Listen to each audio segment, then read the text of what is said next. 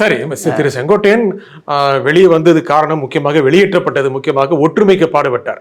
அவருக்கு பின்னால பாஜக இருக்கு. அவரே ஒரு தடவை சொன்னாரு, பாஜக சொல்லித்தான் ஒற்றுமை முயற்சிக்கு முயன்றேன் அப்படின்னு. அப்புறம் பாஜக சொல்லல அப்படின்னு வாங்க.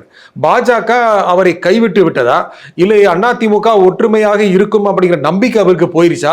ஒருவேளை தாவேகாவுக்கு போனார்னா கேளுங்க, பாஜக கைவிட்டுச்சுன்னா இவரை பகடக்காய உபயோகப்படுத்துறாங்க. எதுக்குன்னா எடப்பாடி பணிய மாட்டேங்கிறாரு. அப்போ நீ இரு, ஒன்ன தலைவராக்குறோம் கட்சிக்கு அப்படின்னு சொல்லிட்டு இவரை தூண்டில் போட்டு எழுதி இவரும் டெல்லிக்கு 2 தடவை போயிட்டு வந்துட்டாரு. ஆனா அவர் பணிஞ்சிட்டாரு. எடப்பாடி பணிஞ்ச உடனே இவரை கலத்தி விட்டாங்க. அதான் மேட்ரு. யார் பணிறதுங்கிறதா முக்கியம். எடப்பாடி பணிஞ்சிட்டார்ல. எடப்பாடி இது காகு வரைக்கும் பிஜேபியோட ஒட்டு வரோ கிடையாதுன்னு சொன்னாரா இல்லையா? இடையில எவ்வளவு ஸ்ட்ராங்கா நின்னாரு.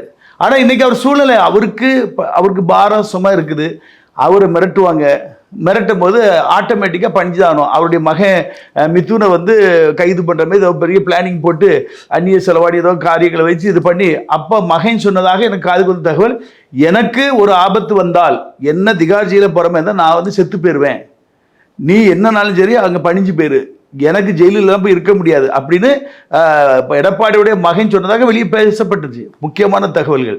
அப்போ அவர் சொல்ல, உன் பணம் உன்னோட இருக்கட்டும், என்ன ஜெயிலுக்குள்ள போக வச்சிடாத.